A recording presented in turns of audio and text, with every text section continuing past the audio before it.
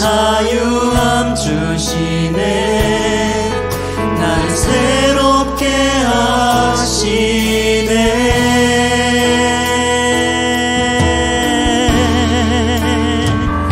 하나님 사랑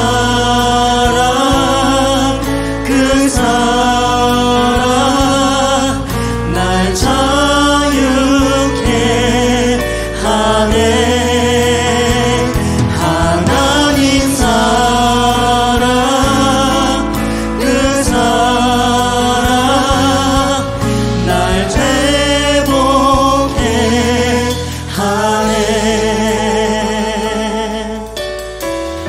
하나님의 그늘 아래, 하나님의 그늘 아래 내 모든 것 다 내려놓고 나 잠잠히 주를 묵상하네. 그 놀라우신 은혜 끝이 없는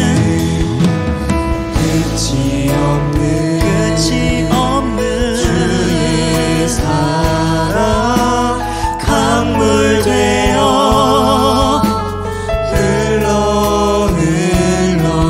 내 영혼에 자유함 주시네. 날 새롭게 하시네. 우리 전심을 다해서 고백합니다. 하나님 사랑, 하나님 사랑 그 사랑 날 자유케 하네. 하나님 사랑 그 사랑 날 회복해. 하나님 사랑, 하나님 사랑 그 사랑 날 자유케 하네. 날 자유케 하네. 하나님 사랑, 하나님 사랑 우리를 회복해 주십니다. 그 사랑 날 회복해. 하나님 사랑, 하나님 사랑 그 사랑 날 자유케 하네. 하나님 사랑, 하나님 사랑 그 사랑 날 회복해. 하나님 사랑, 하나님 사랑 그 사랑 날 자유케 하네. 하나님 사랑 그 사랑 날 회복해 하네. 할렐루야. 주님께서 오늘 예배를 통해 저희 속에 깊게 임해 주시옵소서. 저희의 삶을 자유케 해주시고 새롭게 해주시옵소서. 통성으로 기도합니다. 주여, 주여,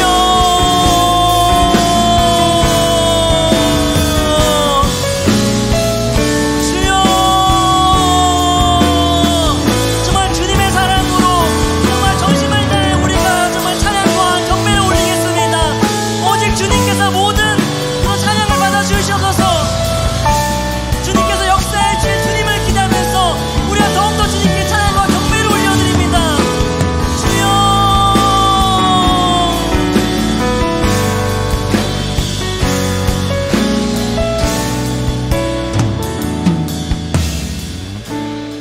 주님, 오늘도 주님의 말씀에 순종하여 예배의 자리를 지킬 수 있게 인도해 주셔서 감사드립니다.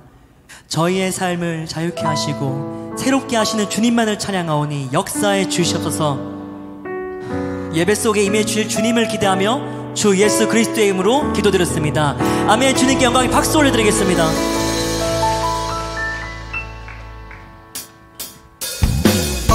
네, 우리 다같이 자리에서 일어나셔서 우리의 첫사랑이 되신 예수 그리스도를 전심을 다해 찬양하겠습니다.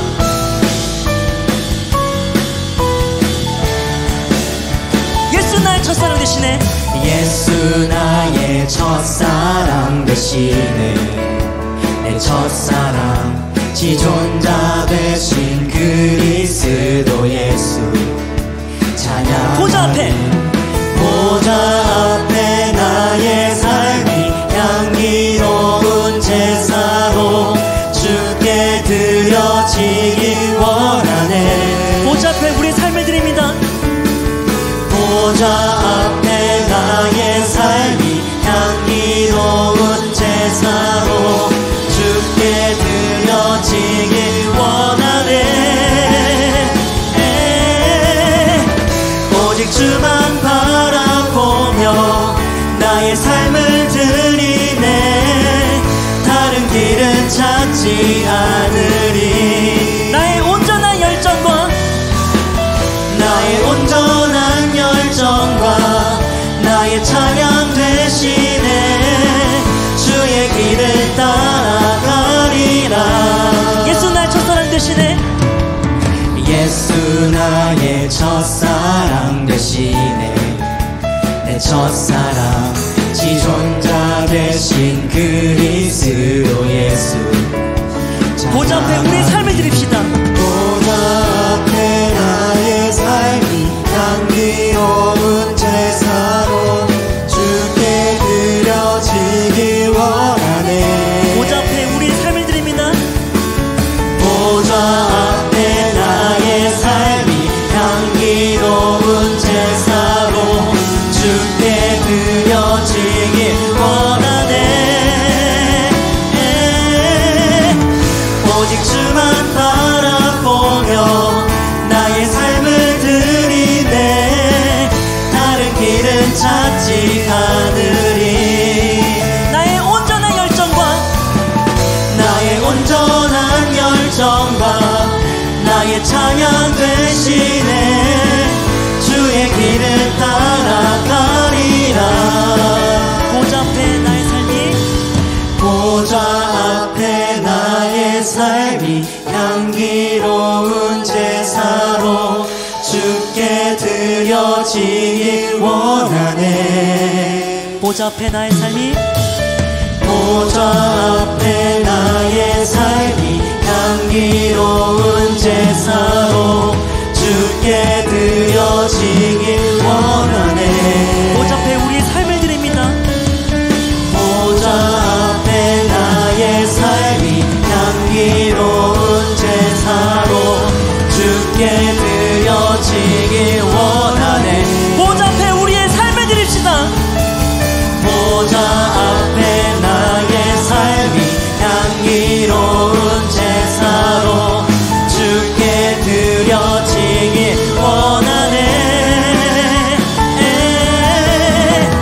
오직 주만 바라보며 나의 삶을 드리네.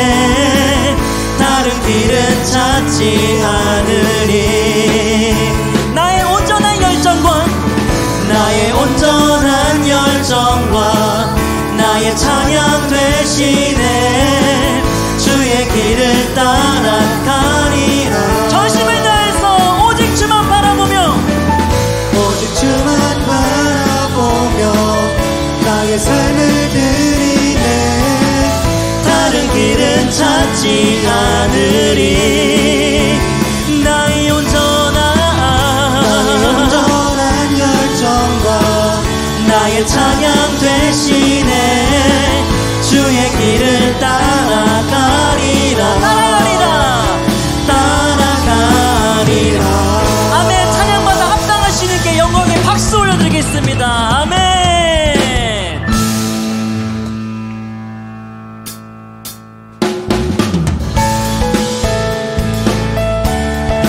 네, 우리 시간 다시 한번 우리 마음에 찾아오신 주님을 전심을 다해 찬양하겠습니다.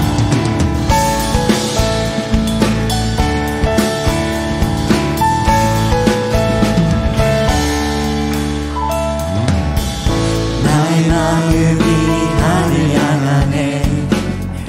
아버지 주님 발 안에 내 마음 근심 내려놓고 고개 들어 주 바라보네. 지금 이곳에 주님 계시네. 그 크신 팔로 날 안아주시네. 내 맘에 오신 주의 사랑 내 주 예수 찬양하리라. 모두 찬양 주 찬양 그 사랑 기뻐 노래하네. 내 삶 속에 찾아오신 주 놀라운 사랑 크신 주 다 함께 소리 높여 찬양. 주 찬양 그 사랑 기뻐 춤을 추네. 나를 위해 이 땅에 오신 내 맘에 오신 주 찬양. 주님을 찬양. 아멘.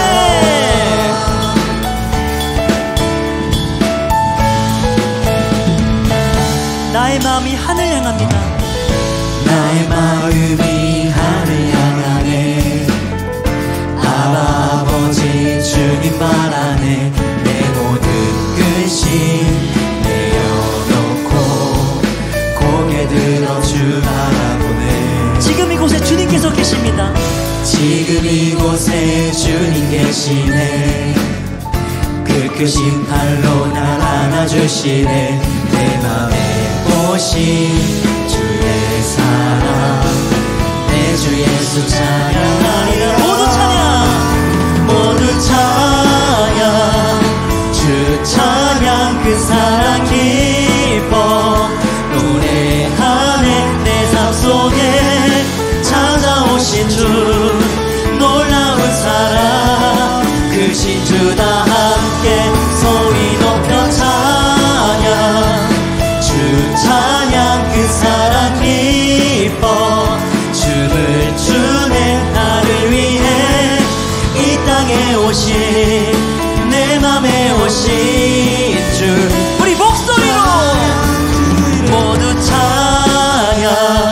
주 찬양 그 사랑 기뻐 노래하네. 내 삶 속에 찾아오신 주 놀라운 다같이 선포합니다. 소리 높여 찬양. 주 찬양 그 사랑 기뻐 춤을 추네. 나를 위해 이 땅에 오신 내 맘에 오신 우리 마지막으로 모두 찬양 주 찬양 그 사랑 기뻐 노래하네. 내 삶 속에 찾아오신 주 놀라운 사랑 크신 주 다 함께 소리 높여 찬양. 주 찬양 그 사랑 기뻐 춤을 추네. 나를 위해 이 땅에 오신 내 맘에 오신 주 찬양. 주님을 찬양.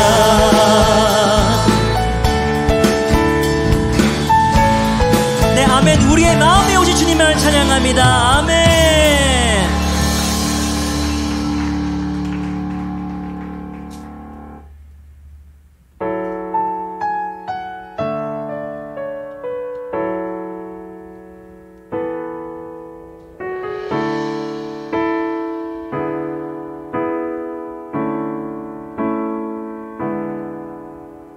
소망 없는 내 삶에 새 생명 허락하신 날 향한 주님의 은혜 놀라운 주님의 사랑. 삶의 문제 힘겨워 삶의 문제 힘겨워 눈물만 드릴 때도 날 알아주시는 주님, 한없는 주님의 사랑 나 찬양하네. 나의 믿음 주께 드려 나의 삶이 주를 향해 내 유일한 사랑 되신 주께 내 삶 드리리. 나의 믿음 주께 드려 나의 삶이 주를 향해 내 유일한 사랑 되신 주께 내 삶 드리리. 소망 없는 내 삶에 소망 없는 내 삶에 새 생명 허락하신 날 향한 주님의 은혜, 놀라운 주님의 사랑. 삶의 문제 힘겨워 삶의 문제 힘겨워 눈물만 흘릴 때도 날 알아주시는 주님, 한없는 주님의 사랑 나 찬양하네. 나의 믿음 주께 드려 나의 삶이 주를 향해 내 유일한 사랑 되신 주께 내 삶 드리리.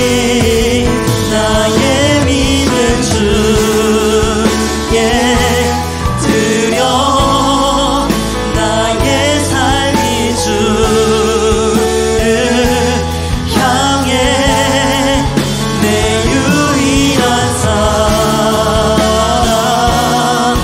되신 주께 내 삶 드리. 나의 믿음 주께 드려 나의 믿음 주께 드려 나의 삶이 주를 향해 내 유일한 사랑 되신 주께 내 삶 드리리.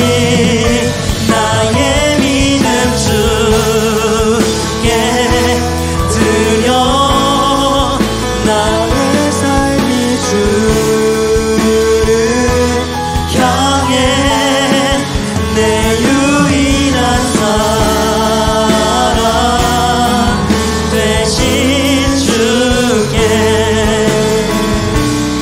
우리 마지막으로 전심을 다해 나의 믿음 나의 믿음 주께 드려 나의 삶이 주를 향해 내 유일한 사랑 되신 주께 내 삶 드리리. 나의 믿음 주께 드려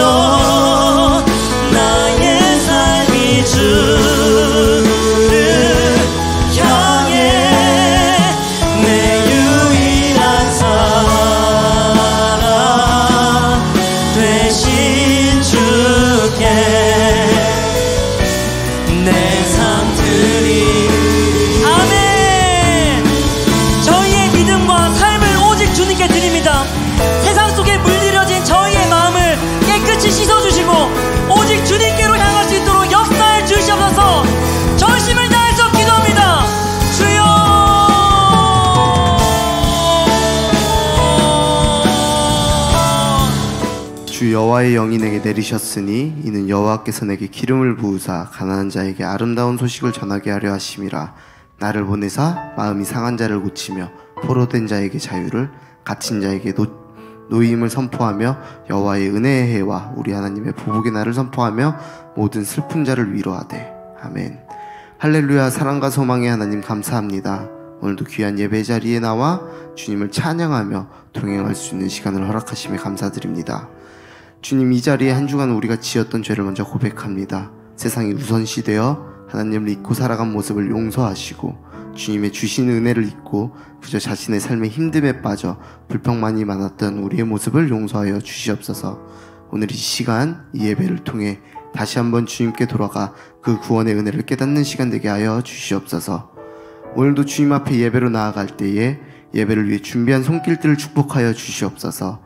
찬양으로, 안내로, 음향으로, 방송사역으로 보이지 않는 곳에서 섬기는 모든 이들을 통해 온전히 주님 한 분만 영광받아 주시옵소서. 예배의 순서마다 기름 부으시고 사역자들에게도 갑절의 능력을 더하셔서 더욱 은혜가 넘치고 성령 충만한 예배가 되게 하여 주시옵소서. 오늘은 특별히 어버이 주일로 지켜집니다. 우리 어버이신 하나님을 기억하며 우리의 육신의 어버이 또한 허락하셨으니 각 가정에 날마다 축복이 넘치게 하여 주시옵소서. 또 말씀 전하시는 담임 목사님을 위해 기도합니다. 먼저는 목사님에게 지치지 않는 체력과 날마다 강건함을 허락하여 주시옵소서. 주님의 사역 감당하실 때 지혜와 명철을 더하시고 어떠한 마귀의 공격에서도 능히 지켜 보호하여 주시옵소서. 목사님의 가정을 축복하시고 화평과 화목이 넘치는 가정이 되게 하시며 목사님을 통해 주시는 하나님의 말씀을 듣는 이들이 변화되는 시간이 되게 하여 주시옵소서. 주님, 우리 또 10주간 행복 모임을 하나님께서 이끄시고 성령 충만케 하셔서 너무나도 많은 영혼들이 초청되었습니다. 정말 우리가 이 영혼들을 섬기게 하심에 감사드립니다. 우리가 포기하지 않고 이 영혼이 끝까지 초청되어 주님을 만나고 그리스도의 제자로 성장하는 그날까지 이들을 지켜보아여 주시옵소서. 또 이어서 진행되는 전도 릴레이와 기도 릴레이가 시작됩니다. 우리가 같은 말, 같은 마음, 같은 뜻으로 함께 전도하며 기도하는 건강한 청년 공동체 되게 하여 주시옵소서. 우리 파송받은 선교사들을 위해 또 기도합니다. 필리핀으로 파송받은 정하윤, 김지연, 이상은 선교사를 기억하시고 그들이 사역 감당할 때에 무엇보다 예수님의 마음을 품고 그 나라를 섬기고 복음 전하는 선교사 되게 하여 주시옵소서. 또 날마다 건강을 지키시고 사역 감당할 때 필요한 모든 것들 더하여 주시옵소서. 또 파송 준비 중에 있는 정윤준 예비 선교사를 축복하여 주시옵소서. 곧 있으면 파송이 됩니다. 파송하는 그 순간까지 주님 날마다 영적으로 지켜보아여 주시고 날마다 필요한 것들을 채우셔서 또 나아가 선교로 감당할 때에 주님의 은혜가 넘치는 선교사 되게 하여 주시옵소서. 우리 교회가 선교로 쓰임받는 교회가 되게 하시면 무엇보다 감사드립니다. 누구나 두 날개의 세계 비전을 위해 나가든지 보내든지 선교사로서의 삶을 감당하는 우리 예일교회 되게 하여 주시옵소서. 주님, 오늘도 우리가 예배 앞에 나와왔습니다. 이 예배 안에 주님과 깊은 교제하게 하시고 그를 통해 병든 자가 치유되며 마음이 상한 자가 기쁨으로 마음이 열리는 역사가 있게 하여 주시옵소서. 이 예배가 또 한 주간 예배자로 살아가는데 힘이 되게 하시고 날마다 우리와 동행하실 때 우리가 정말 주님 앞에 예배하는 자로서 살아갈 수 있도록 도와주시옵소서. 오늘도 우리와 함께 하실 주님을 기대하며 모든 말씀 예수 그리스도의 이름으로 기도드립니다. 아멘. 자, 우리 하나님 말씀 보겠습니다. 신명기 5장 16절, 에베소서 6장 1절로 4절 말씀 같이 봅시다. 신명기 5장 16절, 에베소서 6장 1절로 4절 같이 보겠습니다. 자, 먼저 신명기 5장 16절 같이 읽겠습니다. 먼저 보여주세요. 신명기 5장 16절.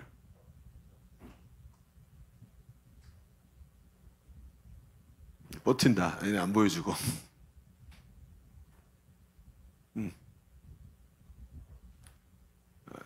그렇죠. 네, 맞아요. 자, 신명기 5장 16절. 자, 같이 읽겠습니다. 시작. 너는 내 하나님 여호와께서 명령한 대로 내 부모를 공경하라. 그리하면 내 하나님 여호와가 내게 준 땅에서 내 생명이 길고 복을 누리리라. 아멘. 에베소서 6장 1절로 4절. 우리 한 절씩 교독합니다. 자녀들아, 주 안에서 내 부모에게 순종하라. 이것이 옳으니라. 이로써 내가 잘되고 땅에서 장수하리라.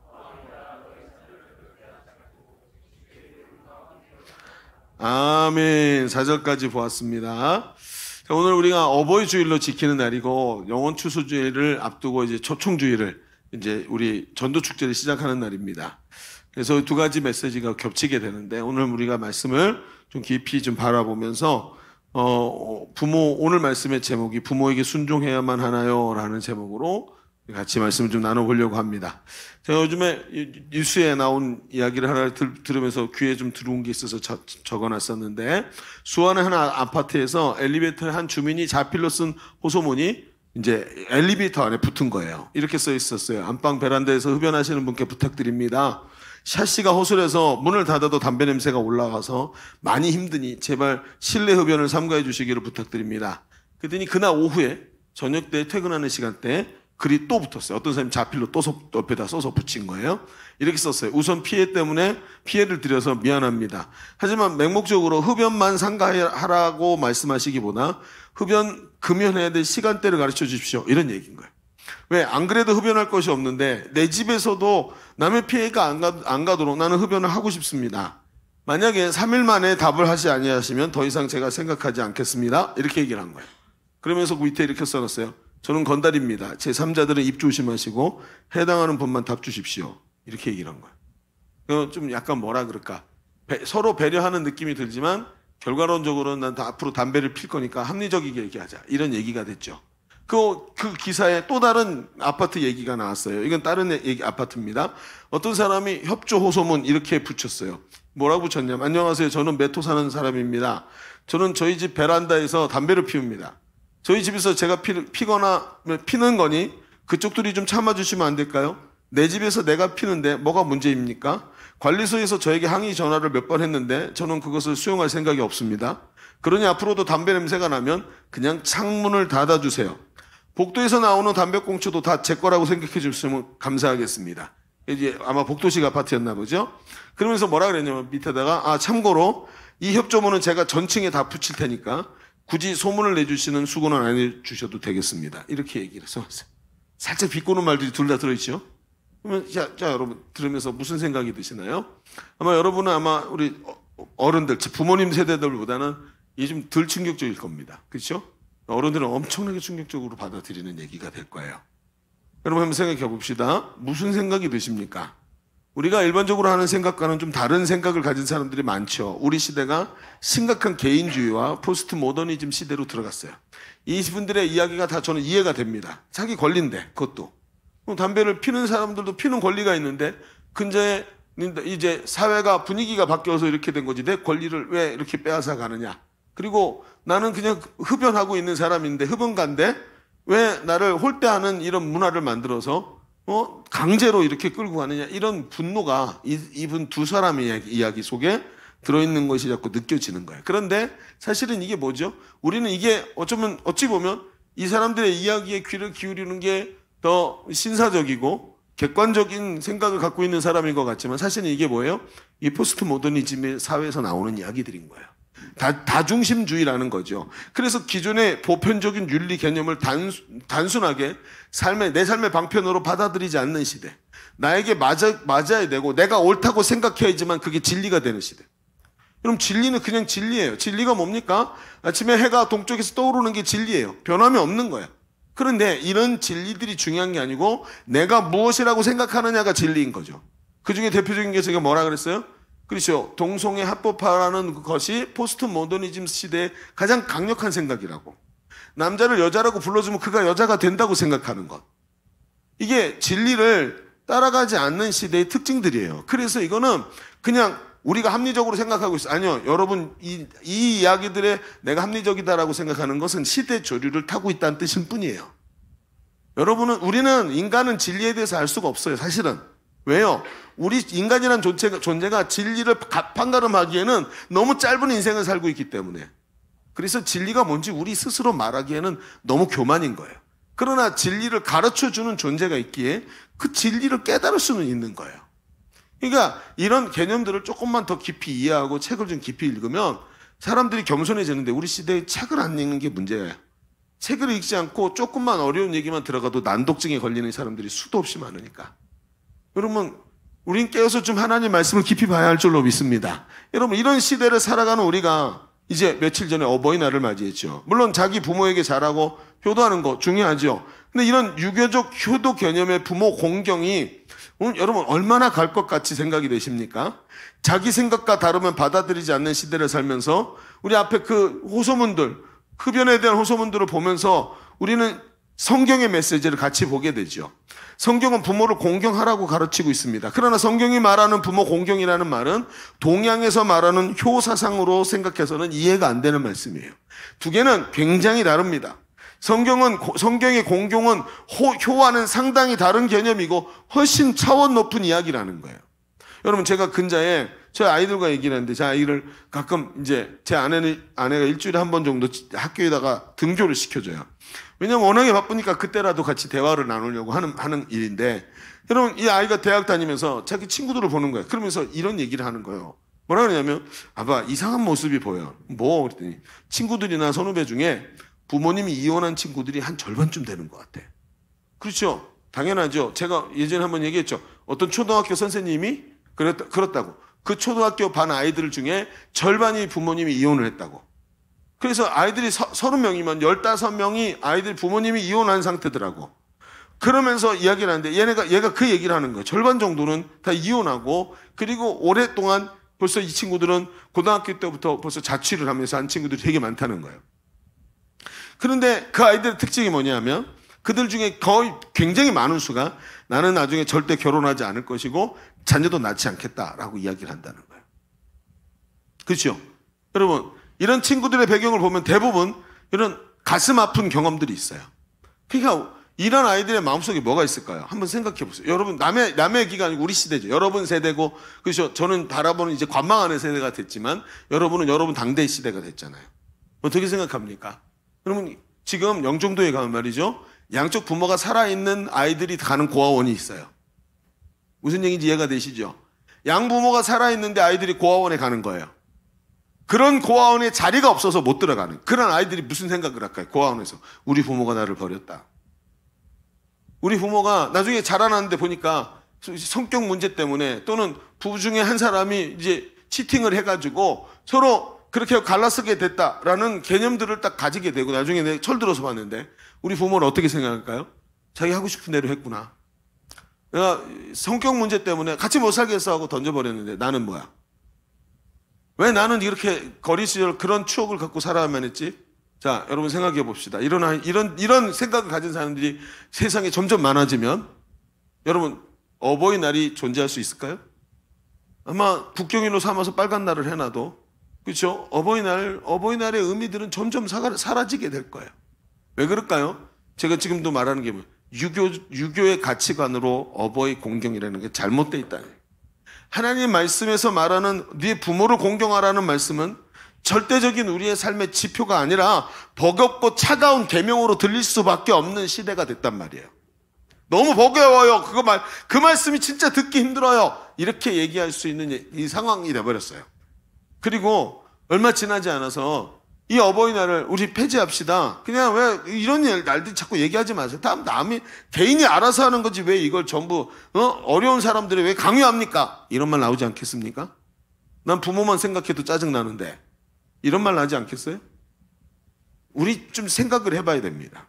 오늘 성경이 말이죠, 우리 분명히 말해요. 2절에 내 아버지와 어머니를 공경하라. 이것이 약속 있는 첫 계명이니 이로써 내가 잘되고 땅에서 장수하리라.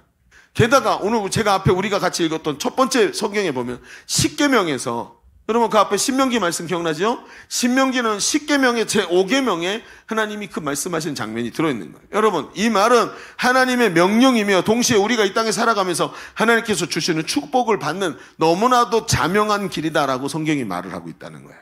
자, 여러분, 일방적으로 부모를 공경하라 말할 수 없는 시대, 기본적인 윤리나 올바른 삶의 가치마저도 공격받는 시대, 이런 가치의 혼돈 시대에 우리는 어떻게 하나님 말씀대로 살아갈 수 있을까요? 어떻게 이 부모 공경이라는 소중한 가치들을 지키면서 살 수 있을까요? 가족들도 서로 상처를 주고 가족들이 제일 가슴 아프게 만드는, 가족이 서로를 가장 가슴 아프게 만드는 이런 시대에 어떻게 이런 말씀을 우리도 지키면서 살아갈 수 있을까요? 좀 한번 우리 스스로 좀 말씀해 봅시다. 저는 이제 많이 이렇게 고민을 했어요. 왜냐하면 여러분 1년 설교자로 1년 중에 딱 한 번 정도 가장 좋은 날, 무슨 날이요? 심파극을 쫙 해갖고 눈물 쭉 빼기 좋은 날입니다. 돌아가신 어머니 얘기하고 갚을 수 없는 빚이 졌다는 등 이딴 얘기하면서 눈물 쫄쫄 흘리게 할 수 있지만 그런 말씀 가지고 우리는 이 세상을 이길 수가 없어요. 그렇게 우리의 가슴을 이렇게 짜내는 이런 심파극 갖고는 안 되고 하나님 말씀에 우리의 삶을 비춰봐야 할 줄로 믿습니다. 그래서 좀 힘들어도 말씀을 이렇게 나누기를 원하는 거예요. 저는 이런 생각을 해요. 여러분, 사람이 가치를 받아들일 때 한 번 들어갔고 가치가 들어가질 않더라고요.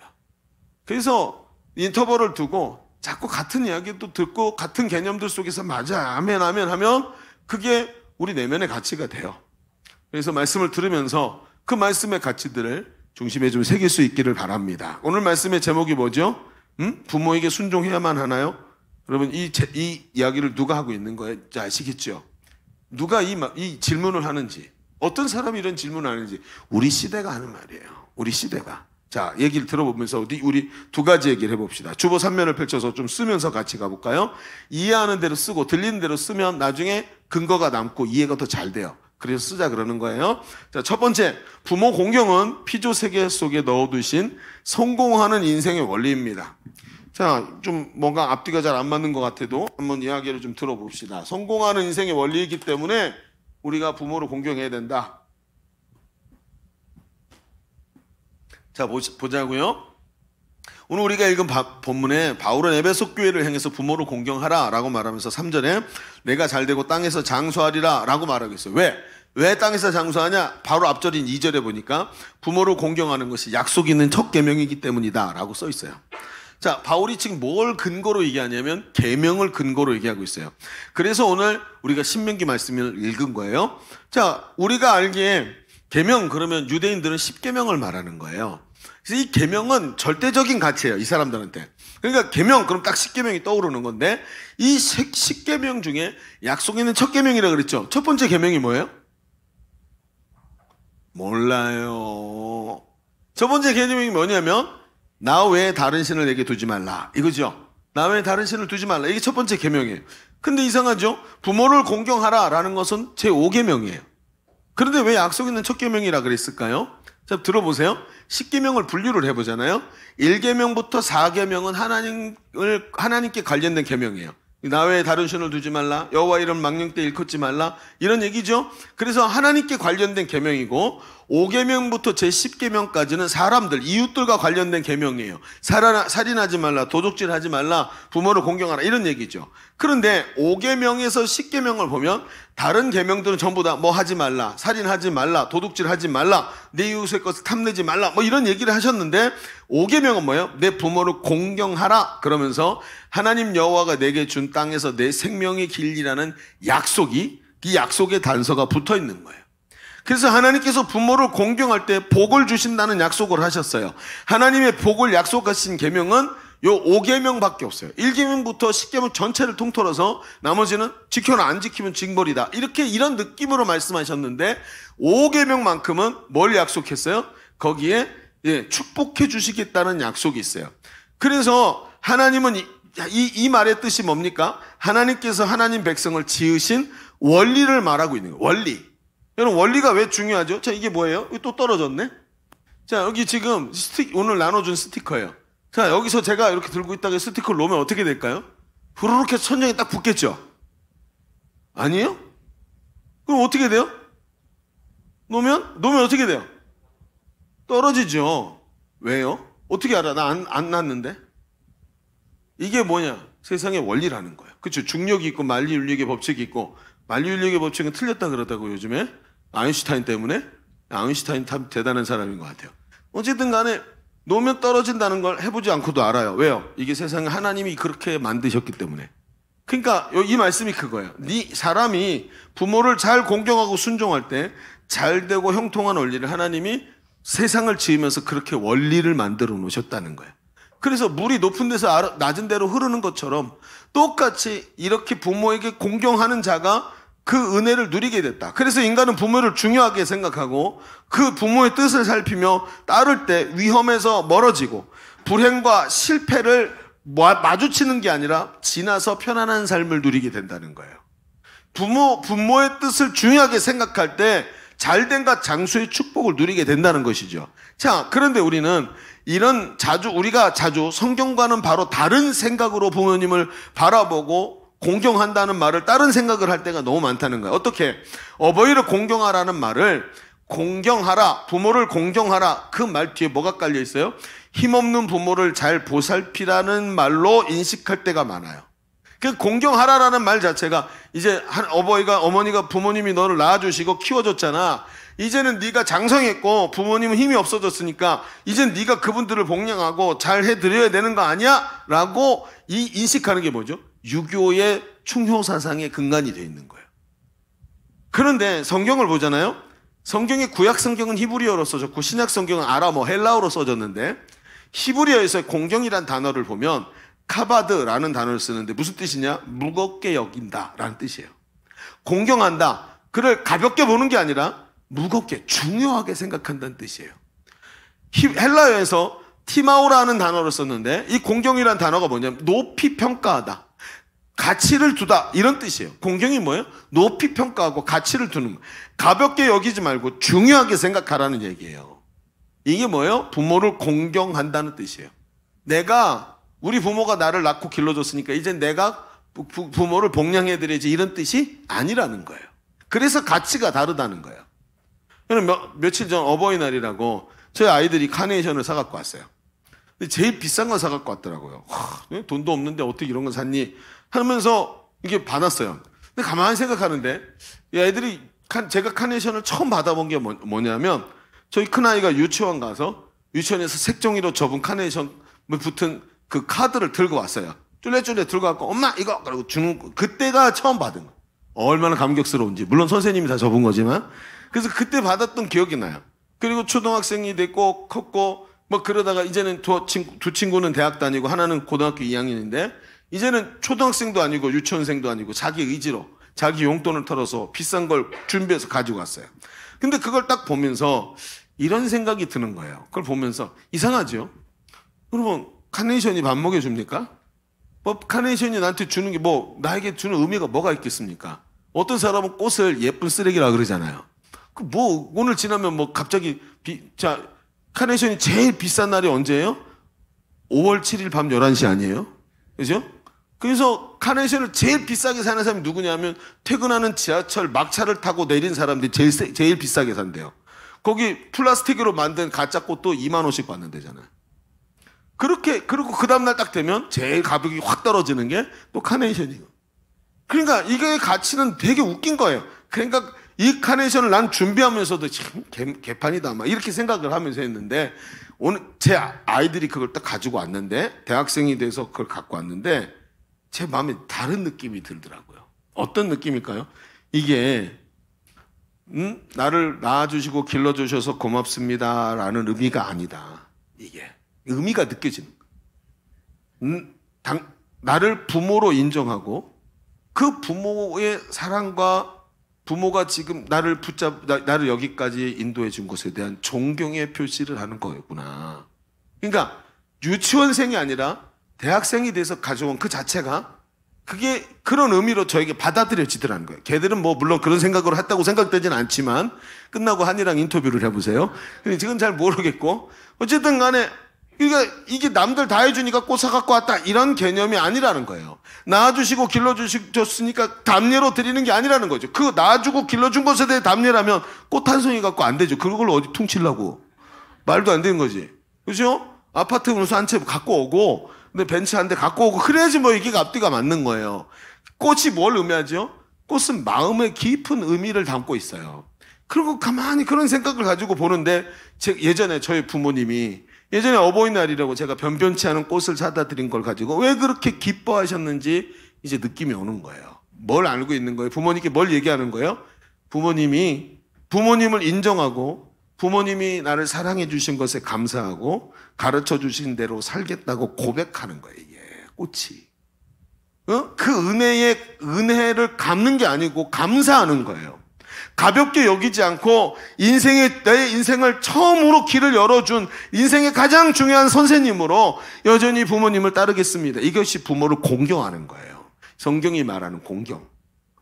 부모는 말이죠. 늙어도 부모입니다. 부모는 자식이 보여요. 모든 게 다 보여요. 여러분 제가 그 시골집에 저희 부모님 계시는 집에 갔다가 오잖아요. 그럼 최소한 운전해서 3시간 반 이상을 운전하는데 빨라도 갈 때마다 너 야 운전 조심해라. 운전 조심해라. 이렇게 말씀하시는 거예요. 아니 어머니 제가 운전 30년도 넘게 했어요. 뭐 운전 못해서 자꾸 그렇게 말씀하세요. 그게 아닌 거예요. 저희 어머니가 저를 알아요. 뭘요? 내가 너를 잘 안다. 어? 네가 지금 담임 목사라고 넥타이 매고 사람들한테 존경받고 뭐 어쩌고 저쩌고 해도 너 덤벙거리는 거 내가 잘 알아. 너 어렸을 때부터 덤벙거린 거 걸음마 할 때부터 덤벙거린 거 내가 잘 알아. 얘야. 가다가 사고 내지 말고 주의해서 운전해라. 너 금방 졸잖아. 내가 너 면허 따고 얼마 안 돼갖고 졸다가 사고 냈던 거 그거 아직도 기억하고 있다. 너 운전대만 잡으면 조는 거 내가 잘 알아. 얘야 교만하지 말고 운전대 잘 붙잡고 운전 똑바로 하고 집에 가라. 내가 너를 잘 안다. 이 뜻이에요. 여러분 왜 부모는 자식이 계속 어리게만 보일까요? 경험 때문이에요. 인생은 책으로 공부해서 배우는 게 아니고 경험으로 보면 머리 좋은 자식이 지금 머리 좋아서 출세했고 남들에게 인정받고 뭐 그러고 산다 하더라도 부모는 자식이 어떤 존재인지 잘 알고 있기 때문에 자식을 볼 때마다 어떻게든 더 좋은 길로 부모가 보기에는 그 길이 아닌데 그 길로 가고 있는 것을 좋은 길로 인도하고 싶은 마음이 부모는 죽을 때까지 있는 거예요. 그래서 뭐라 그래요? 오죽하면 샘 머리를 공경하라. 하얘진 머리를 공경하라고 성경이 말을 하고 있어요. 부모를 부양하고 먹을 것을 책임지라는 말씀이 아니라 그런 부모님이기 때문에 중요하게 보고 뭐 하라는 거예요? 그에게 순종하라. 이게 공경이라는 거예요. 여러분 그럼 봅시다. 성경은 왜 부모님을 공경하라 그랬을까요? 가만히 보면 성경 앞에도 우리가 계명 얘기를 했습니다만 제5계명 부모를 공경하라는 5계명을 우리가 생각해보면 하나님에 대한 계명인 1계명과 4계명 다음에 사람에 대한 계명인 6계명과 10계명 전에 그러니까 그 둘을 연결하는 연결고리로 두었어요. 우리는요 사람에 대한 계명은 굉장히 잘해요. 그렇죠. 아직도 저 살인 안 했으니까 그렇죠? 아직도 남의 것을 훔치고 막 도둑질하고 뭐 이러지 않았으니까 거짓 맹세하지 않았으니까 잘 할 수 있단 말이에요. 그런데 하나님과의 계명은 되게 어려워요. 왜요? 나는 하나님이 어떤 분인지 느낄 수가 없어요. 그런데 있잖아요. 느끼는 방법이 있어요. 하나님이 부모에게 공경하는 것을 사람과 하나님 사이에 연결고리로 두고 있다는 거예요. 이게 무슨 뜻입니까? 에베소서 6장 1절에 보면 너희 부모에게 순종하라 이것이 옳으니라 라고 했어요. 여러분 믿음의 성도는 부모에게 순종해야 돼요. 왜요? 옳은 일이에요. 당연한 일이에요. 그런데 쉽지 않죠. 왜요? 더군다나 사람이 보이지 않는 하나님 아버지를 순종하기가 쉽지 않기 때문에 하나님의 사랑을 부모를 통해서 깨닫게 하고 그 부모의 사랑에 내가 반응하면서 순종하면서 하나님께 순종하는 방법을 배우게 만드셨어요. 그래서 4계명 다음에 6계명 앞에 부모를 공경하는 이야기가 있는 거예요. 하나님은 눈에 보이는 순종의 대상을 가정에게 주셨는데 그 가정 안에 바로 부모님에게 주셨다는 거예요. 우리는 아버지, 어머니에게 순종하는 것을 통해 보이지 않는 하나님께 순종하는 방법을 배우게 되는 거죠. 즉 아버지, 어머니를 공경하고 그분에게 순종하면 하나님을 더 공경하고 하나님께 순종할 수 있는 것을 자연스럽게 배우게 되더라는 거예요. 그러다 보니까 어때요? 물이 높은 곳에서 낮은 곳으로 흐르는 것처럼 내가 순종하고 부모님께 순종하고 하나님의 뜻을 깨닫고 순종하는 자리에 자꾸 가니까 하나님의 축복이 높은 곳에서 낮은 곳으로 순종하는 자에게로 흘러오는 자리에 서게 되더라는 거예요. 여러분 모든 것을 주시는 부모의 사랑을 받아봤습니다. 그러면서 깨닫는 게 뭐예요? 자기 아들까지 내어주시기를 여러분 망설이지 아니하신 하나님의 사랑을 체험하면서 하나님의 마음을 알게 되는 거예요.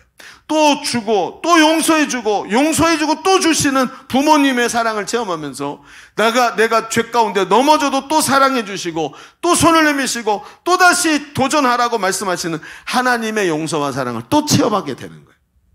그래서 부모를 공경하라고 말씀하고 있는 거예요. 오늘 우리가 말입니다. 하나님의 말씀을 잘 듣고 깨닫고 순종하는 사람은 이미 부모님의 말씀을 듣고 깨닫고 순종하는 훈련이 되어 있는 사람이라는 것을 자꾸 발견하게 되는 거예요. 신앙생활 잘하는 사람 보십시오. 부모에게 잘 순종합니다. 왜요? 하나님께 순종하는 방법을 부모를 통해서 배운 거예요. 그러니까 그 사람이 이 땅에서 잘되고 복을 누리게 되는 삶을 살아가는 것입니다. 여러분, 이 말씀을 믿음으로 받으시기를 바랍니다. 그게 중요한 얘기인 거예요. 결국 이렇게 부모님께 순종하고 공경하는 것이 하나님의 뜻에 순종하는 자가 돼서 하나님 주시는 복을 받아 누리는 우리 젊은이들이 되길 주의 이름으로 축원합니다. 자, 우리 첫 번째 얘기 정리해 봅시다. 우린 지금까지 왜 부모를 공경하라 하셨는지, 그리고 그 공경이 대체 무엇인지를 말씀에 통해 나눴어요. 그렇습니다. 공경은 부모가 늙어서 힘이 없어지 책임지라는 말보다 부모를 중요하게 생각하고 부모에게 순종하라는 말입니다. 부모를 공경하고 순종하면서 하나님 아버지께 순종하는 것을 배우고 그 그늘 아래서 하나님이 주시는 복을 누리는 하나님의 자녀가 되기에 하나님 우리에게 부모를 순종하라라고 말씀하고 계시는 거예요. 그래요, 목사님. 참 잘 아는 말이에요. 우리도 잘 아는 얘기죠. 자, 그런데 우리 시대는 이 말이 쉬운 게 아니에요. 도입부에서 말했듯이 우리가 가치 혼돈의 시기에 살고 있고 자기중심주의가 만연한 세대에 살고 있어요. 그런데 이런 사람들에게 이게 옳다고 말하는 것이 어려운 말이라는 거예요. 실제로 말이죠. 부모를 공경하고 순종하라는 말이 너무 어려운 사람들이 우리 가운데 정말 많지요. 부모에게 아픔이 있는 사람도 많고 부모를 순종할 수 없는 사람도 많고 오늘 말씀에 옳은 것을 알지만 오히려 그들이 반문할 가능성이 굉장히 많아요. 꼭 부모에게 순종해야 되나요?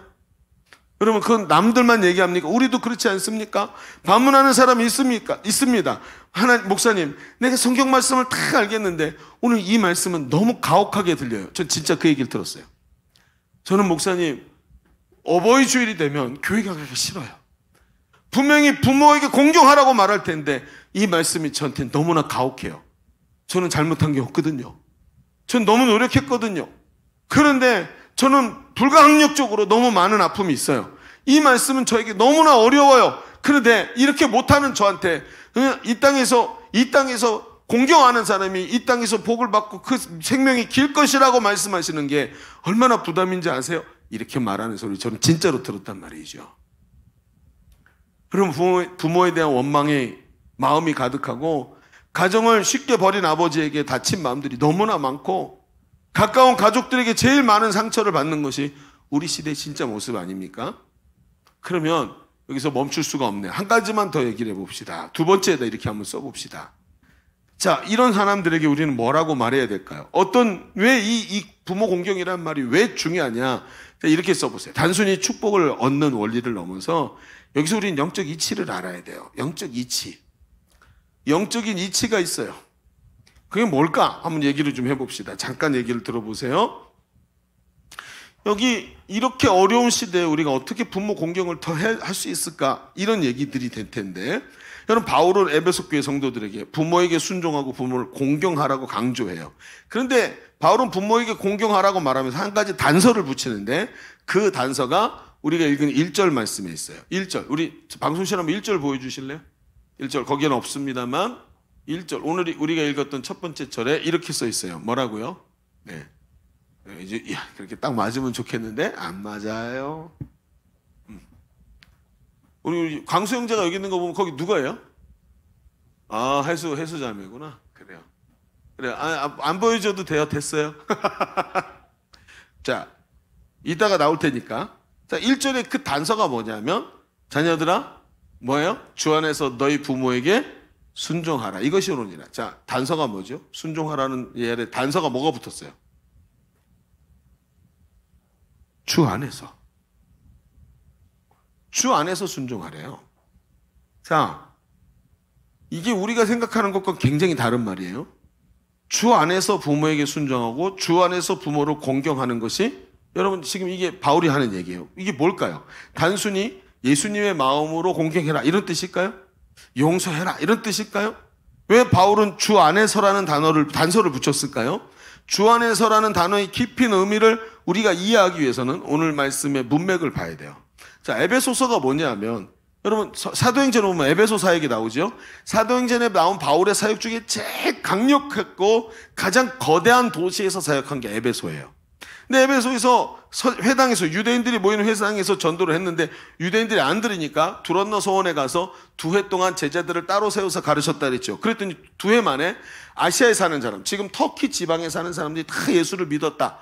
그렇죠. 복음을 들었다. 이렇게 어마어마한 사역의 역사가 일어난 자리예요. 자, 그러면 봅시다. 이 사람들은 에베소 교회 성도들은 이방인일까요? 아니면 유대인일까요? 교회에 들어왔잖아요. 그죠? 배경이 유대교일까요? 이방인일까요? 이방인이에요. 왜? 에베소에서 회당에서 복음을 못 전했기 때문에. 그러면 에베소에서 복음을 들었던 사람들, 에베소 교회 성도들은 거의 대부분 이방인이고 유대인이 아니란 말이에요. 자, 그들이 들어왔어요. 교회 안에 들어왔는데 이들의 습관은 뭐죠?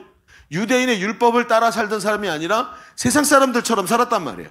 술 먹고 즐기고 음란하고 이런 삶의 배경들이 쫙 있어요. 그러니까 바울 사도가 뭐라 그랬냐면 교회 안에 들어온 이 예수를 믿은 이방인들에게 네가 이제는 빛의 자녀들이다. 너 옛날처럼 세상 사람처럼 살아서 안 된다. 그리스도의 사랑과 성령에 대해서 가르쳐주면서 4장부터 십자가로 구원받고 성령을 받은 자들이 어떻게 살아가야 하는지를 계속 얘기를 하는데 그게 시리즈로 얘기를 해요.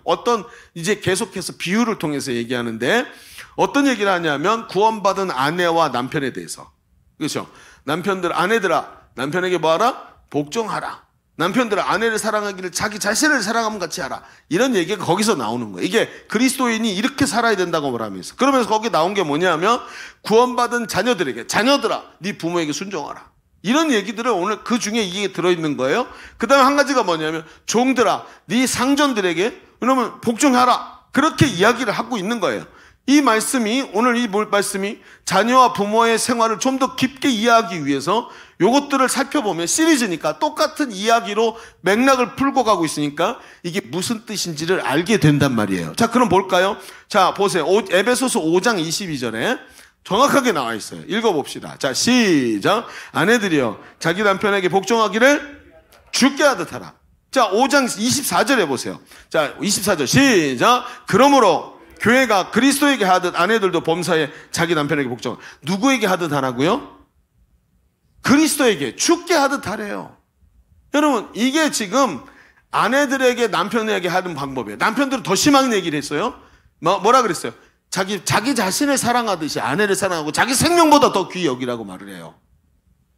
이 내용들이 뭐죠? 다 주께 하듯 하라야. 그렇다면 그 뒤에 나오는 종들에게, 주인에게 어떻게 하라고 말했는지 볼까요? 에베소서 6장 5절에 이렇게 말해요. 종들아, 두려워하고 떨며. 자, 여러분, 두려워하고 떠는 거 뭐죠? 이게 공경이라는 거예요, 이게 경외라는 뜻이에요. 두려워하고 떨며 성실한 마음으로 뭐 하래요? 육체의 상전에게 순종하기를 누구에게 하듯 하래요?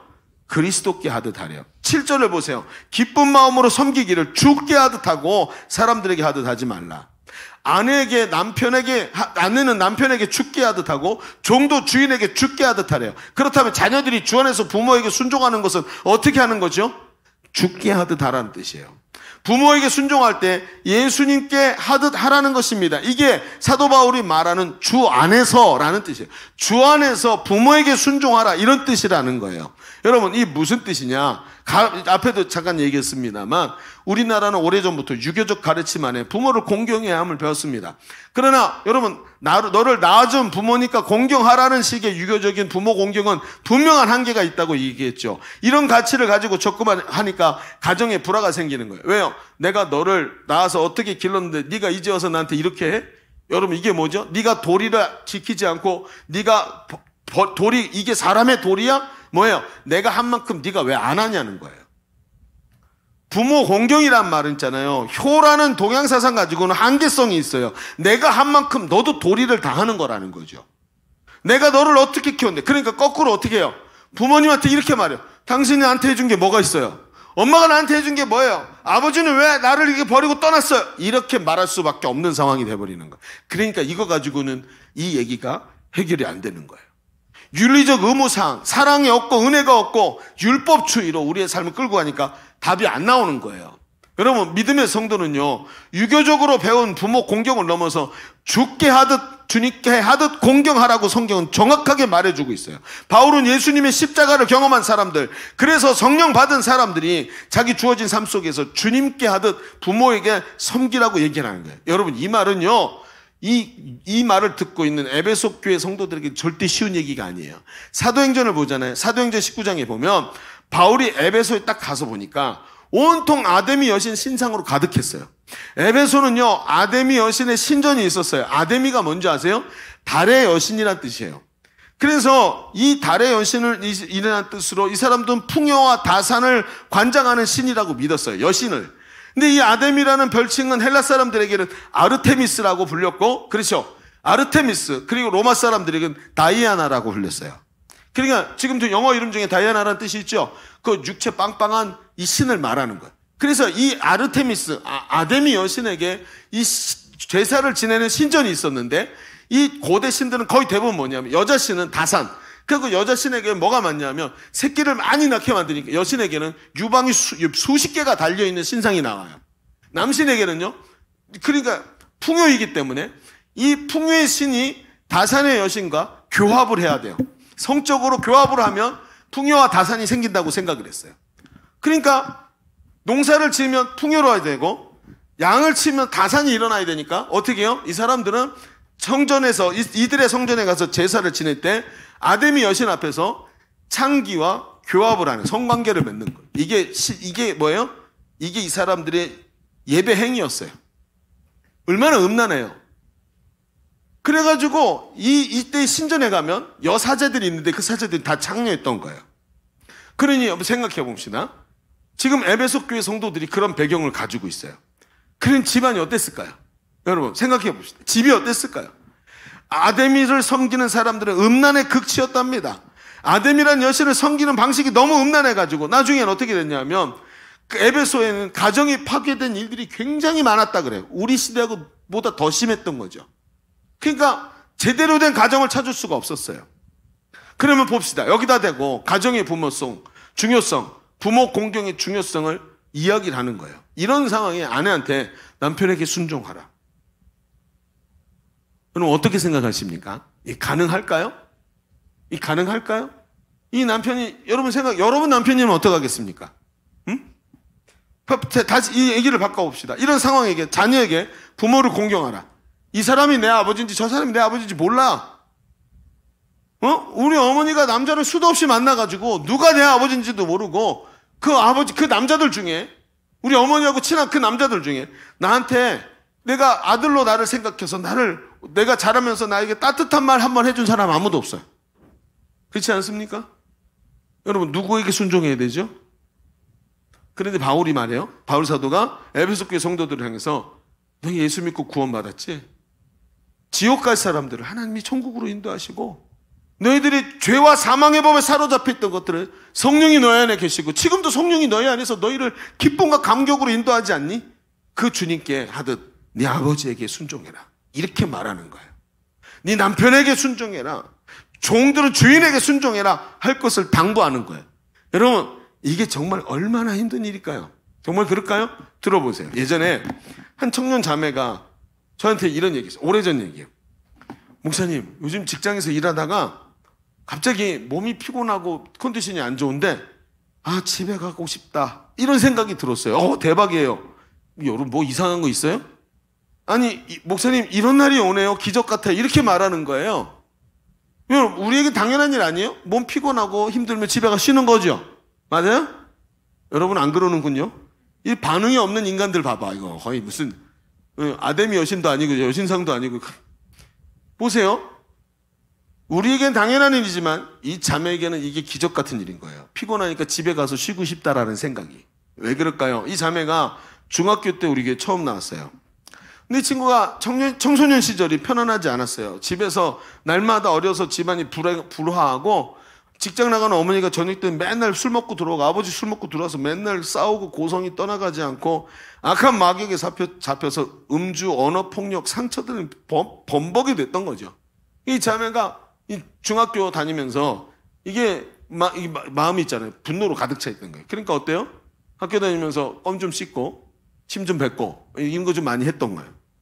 용돈을 쓰는데 용돈이 부모님은 안 주는데 어디서 용돈이 나는지 용돈도 쓰고 막 이랬던 거죠. 그런 삶을 살았던 거예요. 그런데 어떻게 알아갖고 어떻게 연결이 돼서 우리 교회에 왔어요. 제가 이 자매를 기억하는 게 뭐냐면 앞에서 수화로 막 그때 막 찬양하고 이런 게 유행이었는데 그 수화 찬양의 끝 이쪽에 앉아갖고 수화를 이렇게 하는데 너무 예쁘게 하는 거예요. 이렇게 눈에 확 들어오는 거죠. 쟤 누구야? 이렇게 얘기를 했는데 그때부터 이제 교회 나오기 시작했어요. 그래서 예수님을 만나고 자신이 먼저 회복되고 은혜를 많이 누렸어요. 그리고 자신이 복음을 깨닫게 보니까 가정에 부모님이 가족들이 악한 사탄과 마귀와 죄에게 사로잡혀 있는 게 보이는 거예요. 나는 예수 믿고 내 안에 기쁨과 평안이 넘치는데 밤마다 여전히 뭔가에 사로잡혀서 막 부들부들 떨면서 술 먹고 들어와서 막 싸우고 있는 가족들을 보는데 이게 마귀에게 사로잡혀 있는 게 보이는 거죠. 복음이 자기를 변화시켰는데 우리 엄마 아빠도 복음으로 변화될 수 있다. 나에게 상처를 준 분들이지만 내가 저분들 때문에 너무 지금도 가슴이 아프지만 내가 회복된 것처럼 저분들도 회복될 수 있다라고 생각하기 시작한 거예요. 그래서 어떻게 하는 줄 아십니까? 자기 집에서 교회 가는 거 너무 방해하고 반대하니까 어떻게 했냐면 자기 방은 이 방의 개인 공간으로 딱 조그만 방이 하나가 있는데 자기 방에서 하는 일을 방해하지 말라 그래놓고 자기 방에서 행복 모임을 열었어요. 그리고 방이 대문 바로 옆에 있으니까 집에 들어가지도 않고 방에 딱 들어왔다가 그리고 행복 모임 하고 안에서 막 통성 기도하고 막 그러고 끝나면 거기서 싹 나가게 만들고 화장실도 못 가게 하고 막 이렇게 해가지고 그냥 그 집에 사는 거예요. 밖에서 막 엄마 아빠가 소리 꽥꽥 지르죠. 응? 야, 뭐 하냐 이렇게 소리 지르려고 그래. 통성 기도하니까 막 그러면서 방해하고 그랬는데도 열심히 했어요. 어느 날 저한테 그래요. 목사님 이번에 우리 봄 신방 하잖아요. 그래. 그럼 대신방 있지. 저희 집도 신방 해주세요. 엄마 아빠가 신방해도 된대? 아니요, 몰래 하려고요. 몰래 하겠대. 몰래. 저 시간 맞춰갖고 가가지고 들어가가지고 막 찬송하는데 미리 얘기하는 거예요. 목사님 저희 집에 오시면 귀신 좀 쫓아주셔야 돼요. 막 보혈 찬송도 많이 해주시고요. 예수 이름으로 귀신 떠나라고 선포도 많이 해주세요. 막 그래가지고 이게 신방인지 부흥인지 알 수 없는 것들만 하고 막 그러고 있었던 거죠. 그러다가 어느 날부터 이상한 일이 벌어졌어요.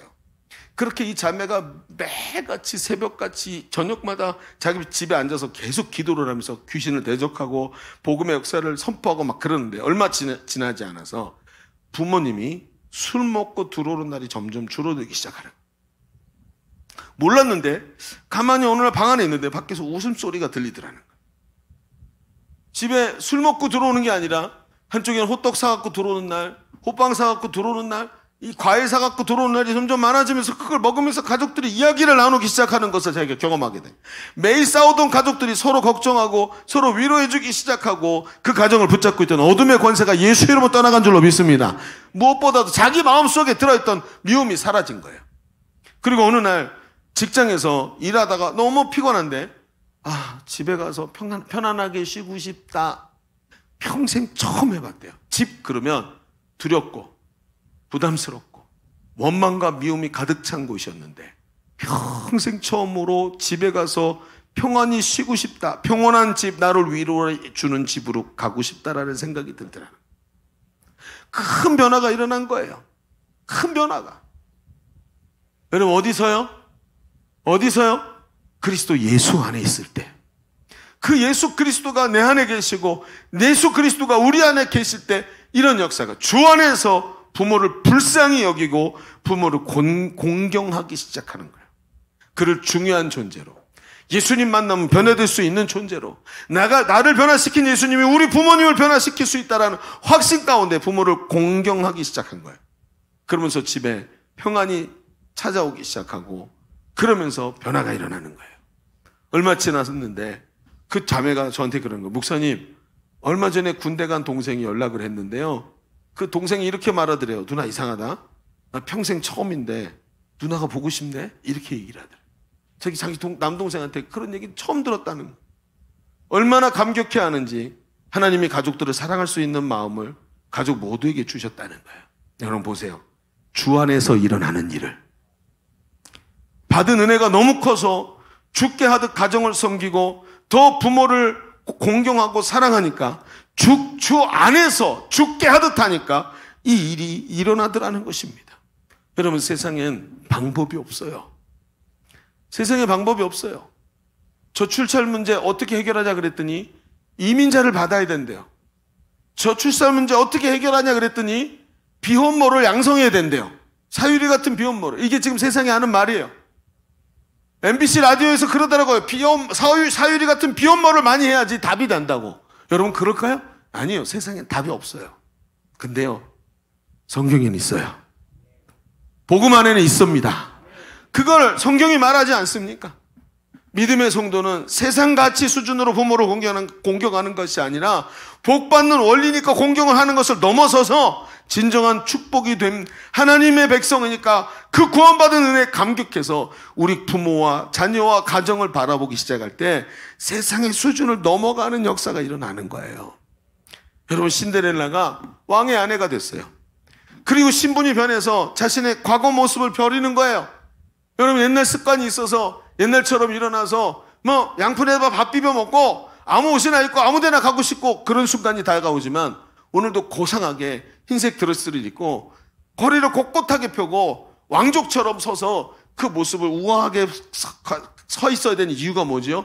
나를 위해 자기 수많은 공주들을 뒤로 제껴놓고 수많은 왕들을 뒤로 내가 내 나라를 너에게 줄게 라고 말했는데도 그 사위 되지 않고 제껴놓고 사람들의 손가락질을 받으면서도 나 같은 부엌대기를 왕비로 삼아준 내 남편을 바라보니까 옛날로 돌아갈 수가 없어요.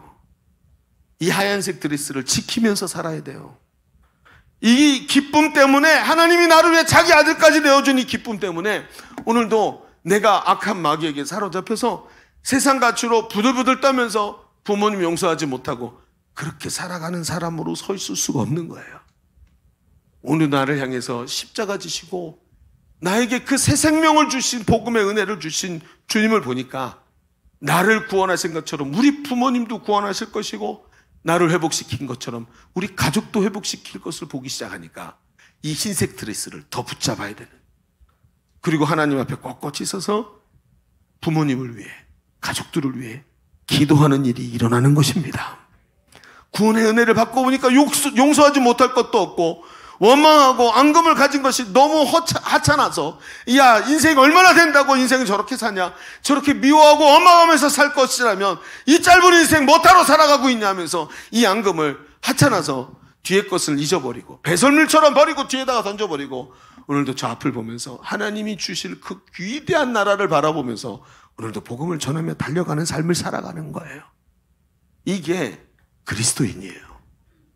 이걸 모르니까, 내가 얼마나 귀한 걸 받았는지 모르니까 작은 것 하나 때문에 가슴이 아파서 살 수 없는 존재가 되는 거예요. 여러분, 우리 하나님이 당신을 위해 자기 아들도 버리셨습니다.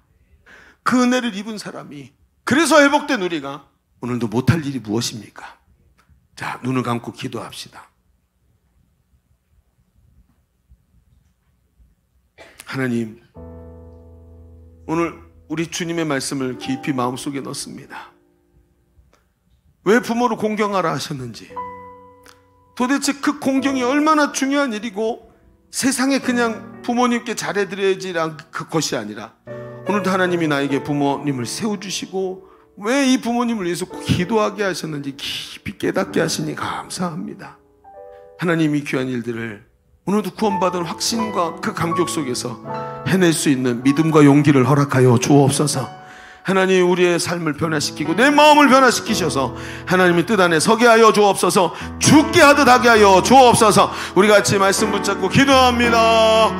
주여, 하나님, 오늘도 아버지 하나님의 말씀이 들리게 하시니 감사합니다. 성령 안에서 아버지 말씀을 들려주시기 감사합니다.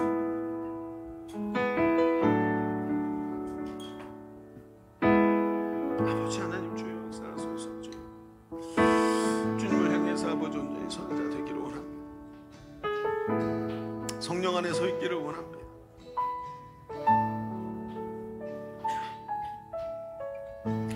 우리 다시 한번 기도합시다. 여러분, 오른손을 가슴에 얹으십시오. 여러분, 이 자매는, 맨 마지막에 말했던 이 자매는 하나님의 은혜를 경험하더니 용기를 내기 시작했습니다. 우리 어머니도 하나님 변화시키실 것이다. 나에게 상처 준 우리 아버지도 하나님 변화시키실 수 있다. 내가 할 수 있는 일이 있다면 바로 이것이다 하면서 용기를 내서 기도하기 시작했고, 복음을 전하고 복음을 들고 가정을 위해서 기도하기 시작했습니다. 오늘도 우리에게 용기가 필요한 줄로 믿습니다. 어떤 모습이든 그 용기를 가지고 우리 부모님을 향해 나가고 오늘 그 용기를 가지고 부모님께 순종할 수 있는 믿음이 있기를 우리에게 주님 주시기를 간절히 축원합니다. 하나님, 오늘도 이 용기를 내게 허락하여 주시옵시고 담대한 믿음으로 기도가 시작되게 하여 주옵소서. 나를 변화시켜 주옵소서. 우리 기도합니다. 주여, 할렐루야.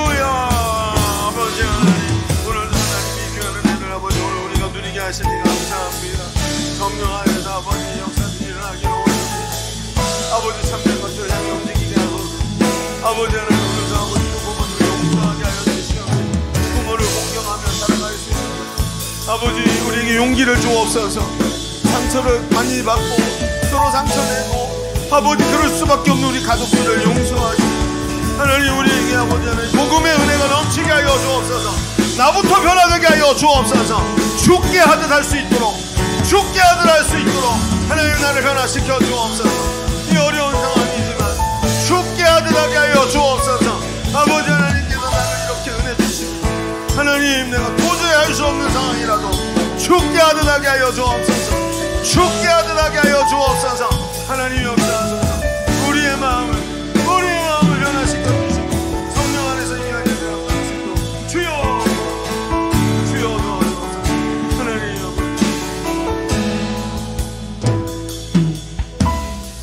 주님 우리의 마음을 붙잡아 주옵소서. 내가 무엇을 해야 될지 정말 잘 알고 있습니다. 용기가 없어서 하나님 내 마음속에 지금 나 있는 이 상처들을 어떻게 만질 방법이 없어서 내가 아버지 하나님 주저앉고 있지 않습니까? 오늘 말씀을 붙잡게 하여 주시옵시고 죽게 하듯 할 수 있는 믿음을 우리에게 허락하여 주옵소서. 하나님 우리 부모님에게 순종하게 하여 주시옵시고 그 부모를 통해서 하나님 나라를 정말 하나님을 섬기는 방법들을 배우고 온전히 서서 우리 가정들을 세워가는 우리가 되게 하여 주옵소서. 감사드리며 예수님의 이름으로 기도하옵나이다. 아멘. 우리 하나님께 영광의 박수 올려드리겠습니다.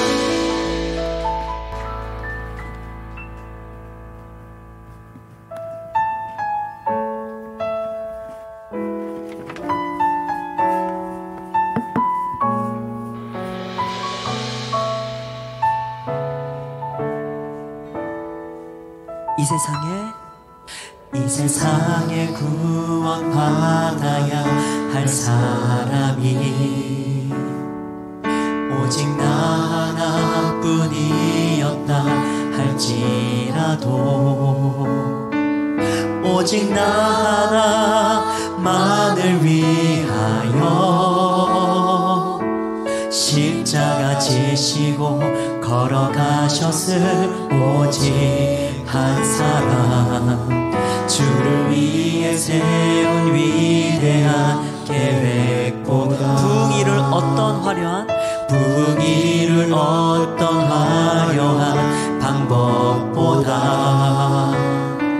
주님 눈물이 흘러가는 곳으로 내 눈물도 함께 흐르며 주만 섬기니 이 세대를 향한 아버지의 마음은 잃어버린 한 사람 주께 돌아오는 것 주님이시라면 마땅히 가셨을 그곳으로 그토록 찾으시던 천하보다 귀한 한 사람에게로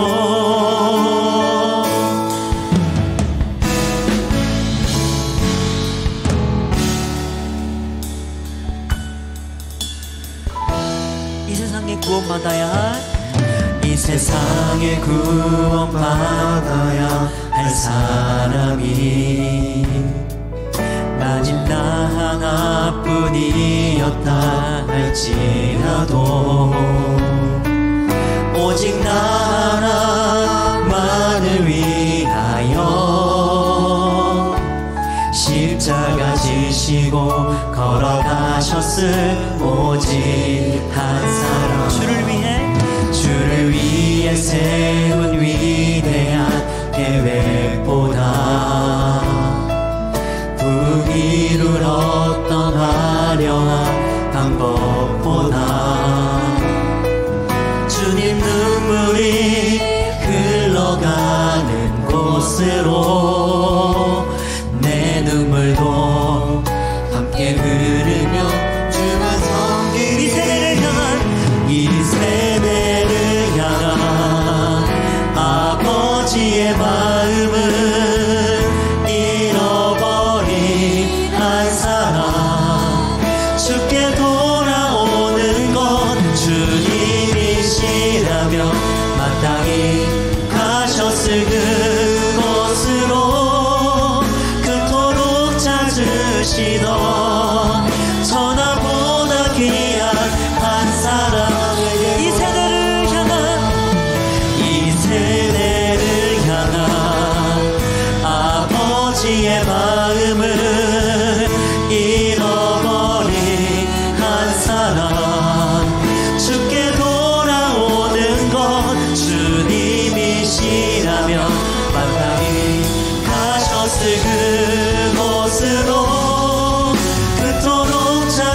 찾으시던 천하보다 귀한 한 사람 그토록 찾으시던 천하보다 귀한 한 사람에게로 아멘. 주님 영광에 박수 올려드리겠습니다. 자, 우리 드려진 예물을 위해서 기도하겠습니다. 하나님 감사합니다.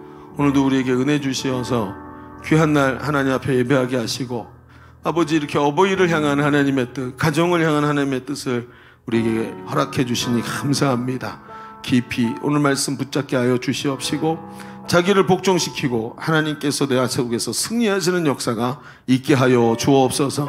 하나님께 예물 드린 손길들이 있습니다. 10의 1을 구분해서 드리고 감사의 제목들을 하나님께 하나님 촘촘하게 올려드리면서 감사드리는 그 귀한 자녀들을 좀 축복하여 주시옵시고 하나님께서 좋은 것으로 저의 삶을 채우시며 인생 전체가 주님 은혜 안에서 날마다 하나님 채워주시는 은혜로 풍성한 삶들이 되게 하여 주시옵소서. 하나님 우리 젊은이들 염려하지 말게 하소서. 하나님 염려한다고 그 길을 한자도 더할 수 없는 우리가 미래를 염려하는 것이 아니라 하나님 앞에 믿음으로 서게 하시고 인생을 인도하시는 주관자 되신 하나님이 앞장서 가시는 그 길을 따라가는 우리 성장한 그리스도인들이 되게 하여 주옵소서. 돌아가는 발걸음 지켜주시옵시고 한 주간도 주님과 동행하며 승리하는 주의 자녀들 되게 하여 주옵소서. 감사드리며 이제는 우리 구주 예수 그리스도의 은혜와 아버지 하나님의 지극하신 사랑하심과 성령님이 내주하시고 교통하시는 은혜가 오늘 모여 예배하는 모든 젊은이들 머리 위에 지금도 신음하고 아파하는 모든 가정들 위해 이제로부터 영원토록 함께 계시기를 간절히 축원하옵나이다. 아멘.